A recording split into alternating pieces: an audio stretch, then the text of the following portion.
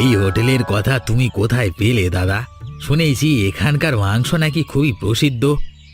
আমার এক আত্মীয়র কাছে শুনেছি এখানকার লুচি মাংসের ঝোল বহু বছরের পুরনো আর বিখ্যাত। বেশ বেশ, আজকে তাহলে ভিন্ন কিছু খাওয়া যাবে।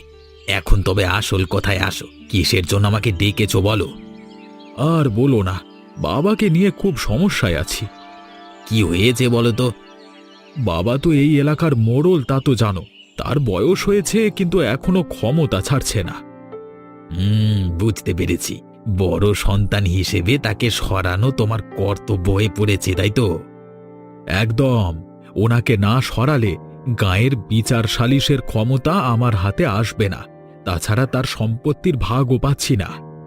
তোমার বাবার জন্য আমরাও কি কম সমস্যায় আছি? আগে তোমাদের গাঁ দিয়ে চোরাচালান করতাম। তোমার বাবা দিন রাত 24 ঘন্টার প্রহরী নিযুক্ত করায় তা আর করা যাচ্ছে না।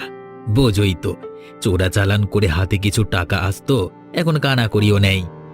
টাকা নিয়ে চিন্তা করো না, আমাকে সাহায্য করলে অনেক টাকা পাবে তুমি। তাছাড়া বাবা না থাকলে তো তোমারও ব্যবসার সুবিধা হবে।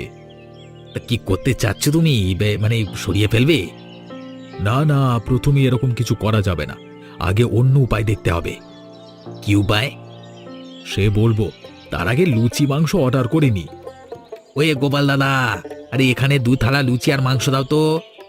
দিচ্ছি বাবু, এক্ষুনি দিয়ে দিতে বলছি। এ কে আছিস? এক্ষুনি টেবিলে 2 প্লেট লুচি আর রানে 2টো মাংস দে তো। যাচ্ছে কাকা বাবু। সে কি, তুই কেন? ভোলা কোথায়? তোর না লুচি ভাজবার কথা। ও একটু বাইরে গেছে, আমি এদিকটা দেখছি। আর লুচি ভাজাও শেষ হয়ে গেছে। তাহলে একটু তাড়াতাড়ি দে মা, ওরা কখন থেকে বসে আছে। কিভাবে ওকে সায়স্তা করা যায় বলো তো? কোনোভাবে ওনাকে যদি কিছুদিন ঘরে বসিয়ে রাখা যায় তবেই শায়েস্তা হয়ে যাবে। হ্যাঁ দাদা, ভাড়াটে গুন্ডা দিয়ে আক্রমণ করালে কেমন হয়? ঠিক বলেছ। যদি ভাড়াটে গুন্ডা দিয়ে আক্রমণ করে বাবার হাত পা ভেঙে দেওয়া যায় তবে ওনাকে কয়েক মাসের জন্য ঘরে বসিয়ে রাখা যাবে। সেই সুযোগে ওনার সব সম্পত্তি আর ক্ষমতা তুমি হাত করে নেবে। কিন্তু তোমার ছোট ভাইটা কিছু বলবে না? আরে ওকে নিয়ে তুমি ভেবো না, সারাদিন পড়াশোনা আর বন্ধু বান্ধব নিয়ে থাকে। বাবার কি হলো না হলো তাতে তার কিছু আসে যাবে না। বেশ বেশ, তবে তো ভালো। আজকে রাতেই তাহলে কাজটা শুরু করে দিই। হ্যাঁ হ্যাঁ, আজই করতে পারো। আজকে রাতে বাবা গরুর গাড়িতে করে শহর থেকে আসবে। তার হাতে ব্যাংক থেকে তোলা কয়েক হাজার টাকাও থাকবে। আজকে যদি তাকে আক্রমণ করা যায় তবে তার টাকাও আমাদের হবে আর সম্পত্তিও হবে। বাবা বাবা বাবা, কিয়া বাত হে, কিয়া বাত হে। এই না হলে শ্রেষ্ঠ বাবার শ্রেষ্ঠ সন্তান। ঠিক আছে, আমি লোক পাঠিয়ে তবে আজই সেই কাজ করছি। নাও, এখনো খাওয়া শুরু করো।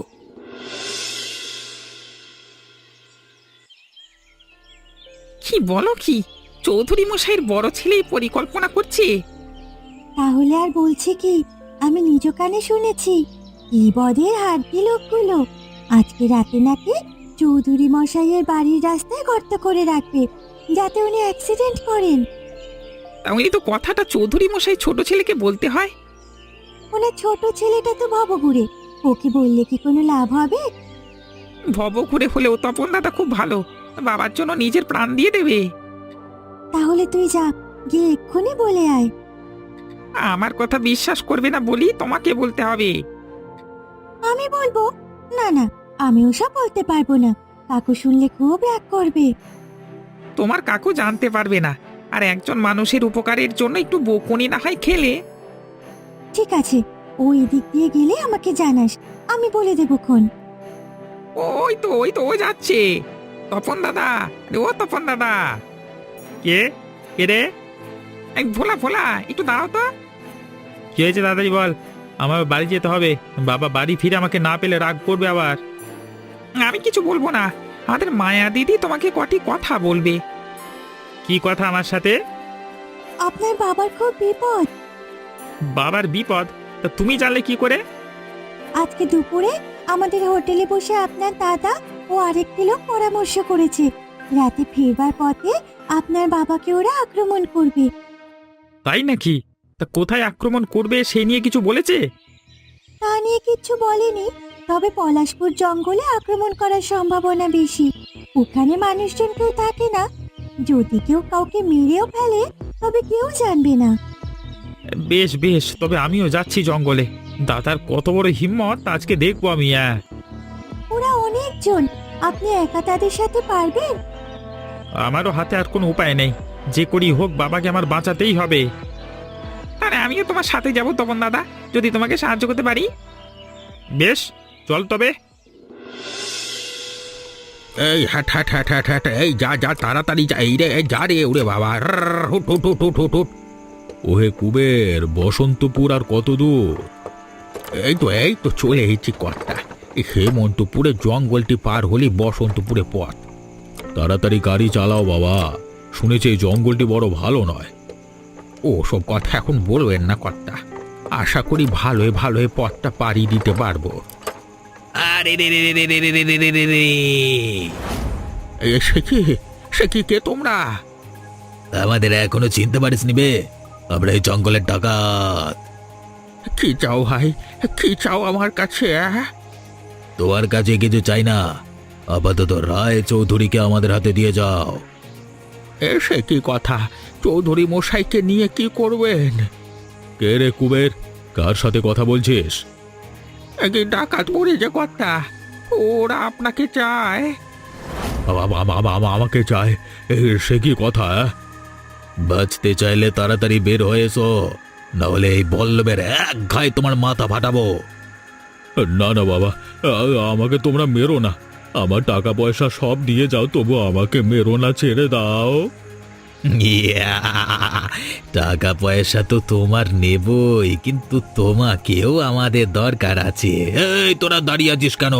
যা এক্ষুনি চৌধুরীটাকে শাস্তি করে দিয়ে আয় গিয়ে। সাবধান, কেউ যদি এক পায়ে গিয়েছো তা আজকে এখানে রক্তের বন্যা বয়ে যাবে। কে তুই? কে তুই? আমি তপন, তোদের যমদূত। ও তুই তাহলে সেই বিচুটি? তবে তোকেও একসাথে উচিত শিক্ষা দেওয়া হবে। তবন সাবধান বাবা, ওরা অনেকজন, ওদের সাথে তোরা পারবি না। তুমি ভয় পেও না বাবা, আমরা ওদের উচিত শিক্ষা দেব। ওরে বাবা, এবারে ভালো কাজ হয়েছে, পালের গোদাই কুপকাত। ওদের কত বড় সাহস! আজকে একটা একটা করে সব কটাকে শায়েস্তা করব। তোরা চলে আয়, ওদের আরেকবার শিক্ষা দেব। সব কটা শয়তান ভেগেছে। আরও কম খায়নি, আজকে একেবারে উচিত শিক্ষা পেয়েছে।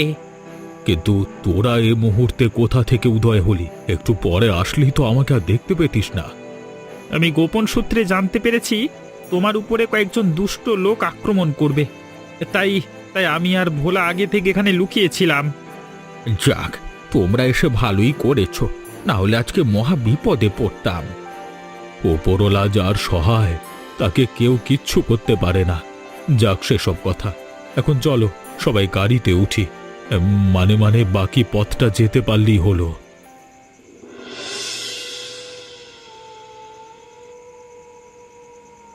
বলেন কি বাবা, পথে আপনাকে ডাকাত ধরেছিল? তাহলে আর বলছি কি বৌমা, এক ঝাঁক ডাকাত সৈন্য আমাকে ঘিরে ধরল। পালাবো যে সে উপায়ও নেই। ভাগ্যিস তখন তপন সেখানে গিয়েছিল, না হলে আজকে আমাকে ওরা ধরে নিয়ে যেত।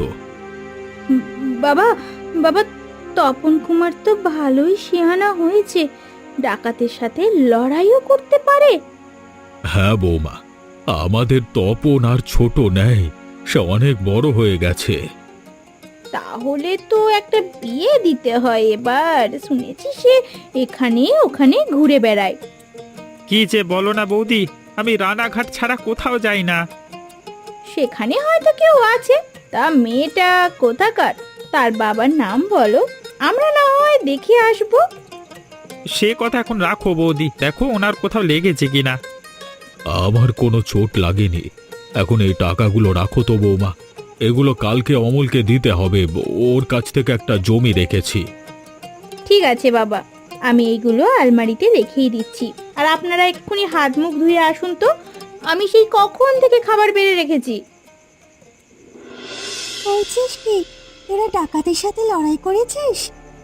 হ্যাঁ গো, ডাকাত সৈন্যকে তপন দাদা একাই কুপকাত করে ফেলেছে বাবা, আমিও ছিলাম তার সাথে। হ্যাঁ, বাবা, তাহলে আজ তো খুব বীরের কাজ করে ফেলেছিস। তা ওর কোনো ক্ষতি হয়নি তো? না না, আমরা সবাই নিরাপদে আছি, তবে ডাকাত সর্দারের মাথা ফেটেছে। খুব ভালো হয়েছে। এবার যদি শয়তানটার উচিত শিক্ষা হয়। তাও হবে, দেখবে আবার কালকে দোকানে আসবে। কাল আসুক, ওদের বাসি খাবার খাইয়ে 12টা বাজাবো। না না দিদি, এই কাজ করো না, তাহলে আমাদের হোটেলের বদনাম ছড়াবে। ঠিক আছে ঠিক আছে, আমি তাহলে কিছু করব না। নে এবার তুই শুয়ে পড়, আমি বাড়ি চললাম। ঠিক আছে দিদি, কালকে সকাল সকাল চলে এসো কেমন, ভোর থেকেই লুচি ভাজা শুরু করতে হবে। সে আসবো খন, তুই এখন নিশ্চিন্তে ঘুমা।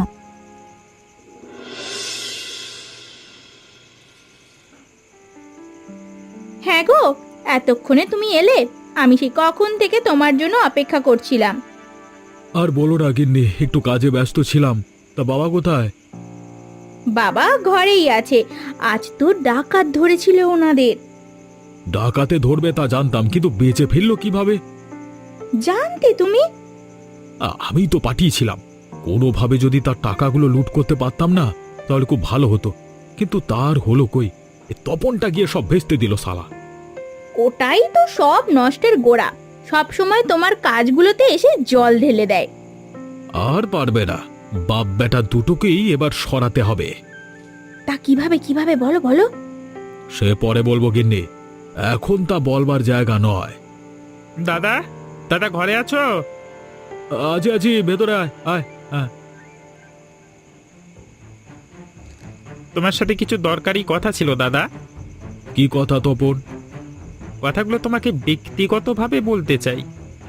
তোমরা তাহলে কথা বলো, আমি রান্নাঘরে গেলাম। বল তপন, কি বলতে চাস? তুই প্রকাশের সাথে কি ফোন দিয়ে এটেছো দাদা? তুই সব জানিস দেখছি। তাহলে ভালোই হয়েছে। এখন শোন, বাবাকে চল 2 ভাই মিলে সরিয়ে দি, তাহলে তার সব ধন সম্পদ আমাদের হয়ে যাবে। ছি দাদা ছি, এসব বলছো কেন তুমি? বাবার সব কিছু তো আমরাই পাবো, সেজন্য তাকে সরাতে হবে কেন? আরে বুঝতে পারছিস না তুই? বাবার জন্য প্রকাশেরা চোরা চালান করতে পারছে না। তাকে সরালে প্রকাশের কাছ থেকে মোটা অঙ্কের টাকা পাওয়া যাবে। তাছাড়া তিনি তার অর্ধেক সম্পদ এতিমখানায় দান করবেন। সেটা হলে আমাদের খুব লোকসান হয়ে যাবে। না দাদা, লোকসান হলে হোক, তবুও বাবার কোনো ক্ষতি হতে আমি দেব না। বেশ, তুই যদি আমার সাথে হাত না মেলাস ভালো, কিন্তু আমার পথের কাঁটা হয়ে দাঁড়াস নে। বাবার কোনো ক্ষতি করবার চেষ্টা করলে তোমার পথের কাঁটা তো হবই, তোমারও 12টা বাজাবো। আমার কথাটি মন দিয়ে শুনে রেখো দাদা, বাবার কিছু হলে তুমি প্রাণে বাঁচতে পারবে না।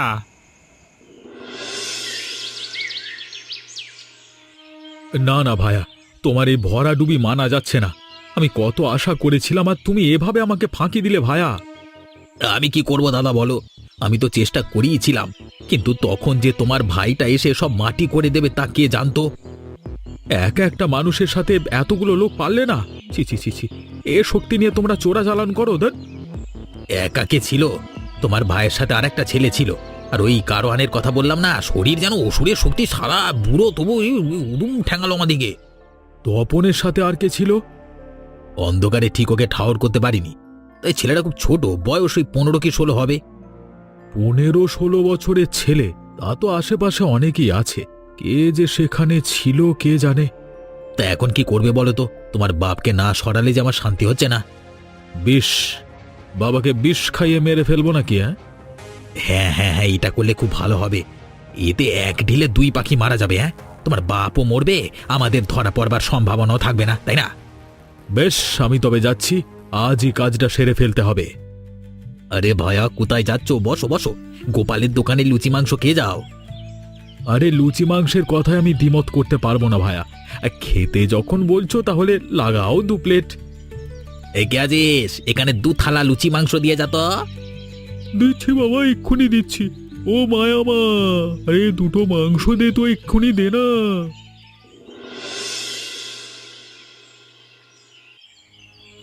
বলিস কি, চৌধুরী মশাইকে বিষ খাওয়াবে? আমি তো তাই শুনলাম। ওনার বড় ছেলে আর প্রকাশ মিলে ওনাকে বিষ খাওয়ানোর পরিকল্পনা করছে। হায় হায়, তবে তো সর্বনাশ হয়ে যাবে। আমারও খুব ভয় করছে দিদি। চৌধুরী মশাই মরে গেলে আমাদের উপর খারাপ প্রভাব পড়বে। চোর ডাকাতেরা আবার উপদ্রব শুরু করবে। পথে ঘাটে খুনোখুনি বেড়ে যাবে। উনি চলে গেলে আমরা আর শান্তিতে থাকতে পারবো না। হ্যাঁ রে, যে কোনো ভাবে ওনাকে বাঁচাতে হবে। কি করবে তুমি? আমাদের যে কিছুই করবার নেই। তুই তপনের কাছে যা, গিয়ে সবটা খুলে বল। ও নিশ্চয়ই চৌধুরী মশাইকে বাঁচাতে পারবে। ঠিক আছে দিদি, আমি এক্ষুনি যাচ্ছি। বৌমা, বৌমা ঘরে আছো? বলুন বাবা, শুনছি। আমাকে এক কাপ চা দেবে মা? আসছি বাবা, এক্ষুনি আসছি। এই নিন বাবা আপনার চা। বাহ বাহ বাহ বাহ বাহ, চা একেবারে তৈরি করাই ছিল নাকি?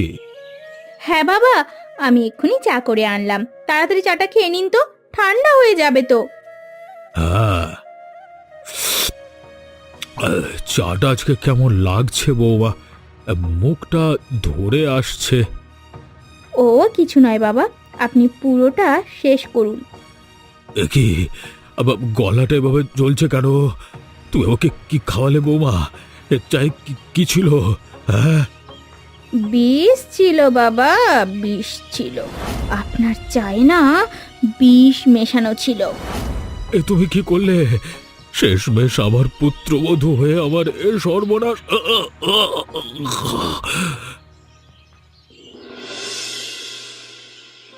কি হ্যাঁ তপন, কখন থেকে দেখছি মন মরা হয়ে বসে আছিস? কি হয়েছে বাপ? তেমন কিছু নয় কাকু, এমনি মনটা বড় খারাপ হয়ে আছে। তপন দাদা, তপন দাদা, তাড়াতাড়ি বাড়িতে যাও। চৌধুরী মশাইয়ের খুব বিপদ। বাবার বিপদ? কি হয়েছে বাবার?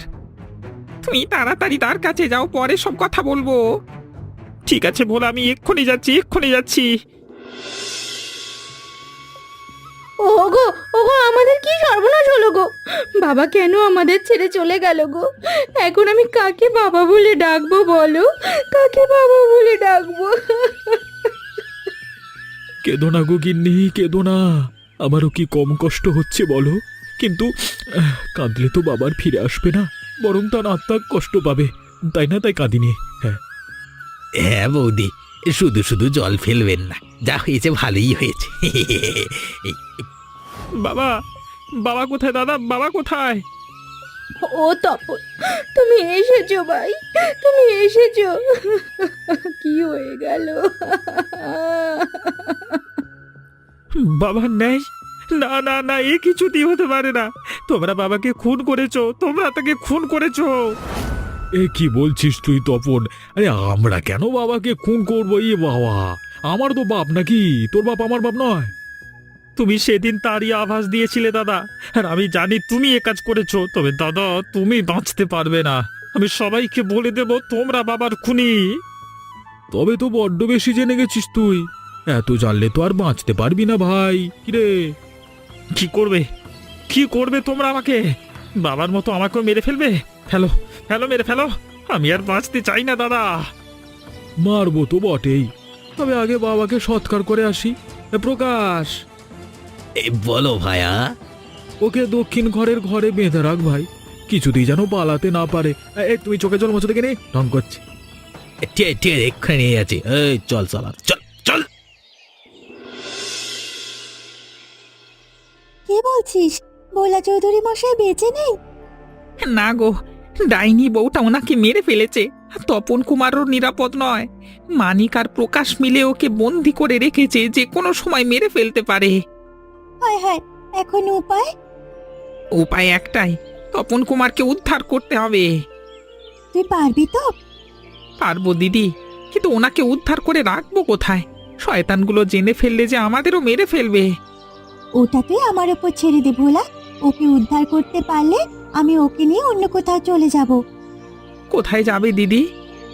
জানি না কোথায় যাব ভোলা, তবে এখান থেকে অনেক দূর চলে যাব, যেখানে আমাদের কেউ খুঁজে পাবে না।